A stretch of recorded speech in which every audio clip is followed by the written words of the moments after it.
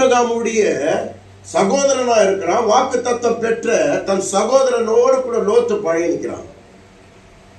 சில கண்கள் காண்கிறதுனால, ஆசையினால என்ன பண்றான், சுத்தி சூழ்நிலைகளை பார்த்து நமக்கு இந்த இடம் ஆசையா, இந்த இடம் ஆசீர்வாதமா இருக்கும் நினைச்சு ஆபிரகாமை விட்டு ஒரு இடத்துல தங்கிட்டான்.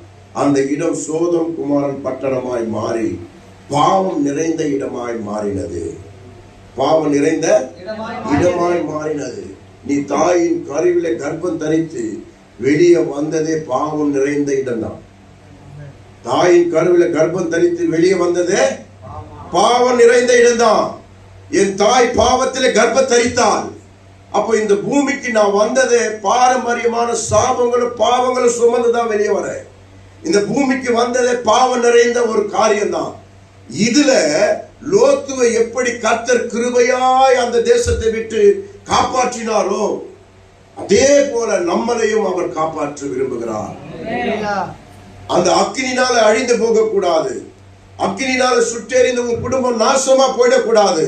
நீ கர்த்தரால் தெரிந்து கொள்ளப்பட்ட கிருபையினால் மீட்கப்பட்ட ஆடுகளா இருக்கிறதுனால உங்களை காலத்துக்கு அவர் காப்பாற்ற கிருபை அவரிடத்துல இருக்கு. நீங்க அந்த கிருபையை எதிர்பார்த்து நில்லுங்க. அந்த இடத்துல லோத்து அழிக்கப்படுகிற காலம், அக்கினினால சுட்டெரிக்கிற அந்த தேசத்தை தூதர்கள் வந்து நீ நீதிமானா இருக்கிற, கர்த்தருக்கு பிரியமானா இருக்கிறதுனால உன் குடும்பத்தை காப்பாற்றும்படி கர்த்தர் சொல்லுகிறார். இந்த தேசத்தை விட்டு உயர்ந்த மலைகள் மேல ஏறி ஓடு அப்படின்னு சொன்ன உடனே அவனுக்கு போக மனதா இல்லாமல் இருந்து கூட தூதர்கள் அவன் கரத்தை பிடித்து வலுக்கட்டாயமாக கொண்டு போய் வெளியிட்டார்கள். காப்பாற்றப்பட்டார்கள். அக்கினினால் சுட்டு எரிப்பதை காப்பாற்றப்பட்டார்கள். அவங்க ஆத்மா அழிந்து போகாதபடி காப்பாற்றப்பட்டார்கள். பாவப்பட்ட தேசத்துல வாழ்ந்தும் சில நேரங்களில நம்ம கொடுமையான இருதயம் இல்லாமல் தனக்குள்ளவே புழுங்கி அழுது என்னை யார் விடுவிப்பா சொல்லி எல்லா காரியத்திலையும் சோர்ந்து போய் உட்கார்றோம் பாருங்க. நம்ம நல்ல இருதயத்தை மீட்கவே அந்த கிருபை வந்திருக்கிறது. அதே போல லோத்துவானவன் அந்த நகரத்துல இருந்தான். ஆண்டவர் என்னை மாத்திரமல்ல என் குடும்பத்தையும் என் குடும்பத்துல பாவம் தொடாதபடி இருக்கணும்னு சொல்லி லோத்து பிரியமா இருந்ததுனால அவங்க மனைவி எப்படியோ அவங்க பிள்ளைகள் எப்படியோ தெரியாது. அவன் நீதிமானாய் தேவனுடைய கண்களில் காணப்பட்டதுனால அவன் குடும்பத்தை காப்பாற்ற தேவன் பிரயாசப்பட்டான். அதே போலதான் இந்த வரும் காலங்களிலே இரண்டாம் வருகையிலே ஆண்டவர் நம்மளை மீட்க வேண்டும். நம்ம குடும்பங்களை மீட்க வேண்டும். ரகசிய வருகையில் நம்ம எடுத்துக்கொள்ளப்பட வேண்டும். நாம மாத்திரமல்ல நம்ம குடும்பம் எடுத்துக்கொள்ளப்பட வேண்டும். அப்போ அப்படி இருக்கணும். அப்படி எடுத்துக்கொள்ளப்பட வேண்டும் என்றால் அனுதினமும் அவர் கிருபைக்கு காத்திருக்க வேண்டும். அனுதினமும் அவர் கிருபைக்கு காத்திருக்க வேண்டும். கிருபைக்கு காத்திருக்கிறவன் ஒரு நாளும் பயப்பட மாட்டான். கிருபைக்கு காத்திருக்கிற ஒரு நாளும் குழம்பி போக மாட்டான். கிருபைக்கு காத்திருக்கிற ஒரு நாளும் தெளிந்த புத்தி இல்லாம இருக்க மாட்டான். தெளிந்த நீரோடையா இருப்பான். எந்த சூழ்நிலையிலும் பயப்படாமல் இருப்பான்.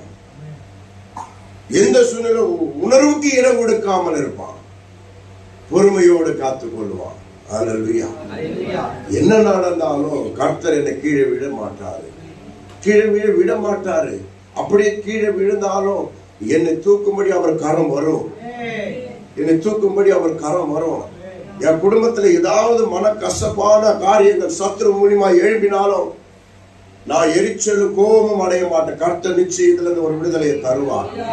அந்த கிருபைக்கு காத்திருக்கிறவர்கள் பொறுமையை காத்துக் கொள்வார்கள். என்ன பண்ணுவாங்க?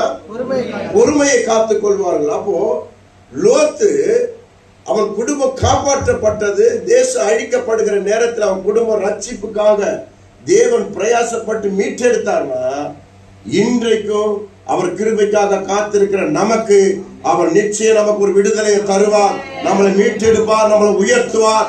முதல்ல நீங்க அவர் சர்வ வல்லமுள்ள தேவன் வாயில அறிக்கையில கற்றுக்கொள்ளுங்க.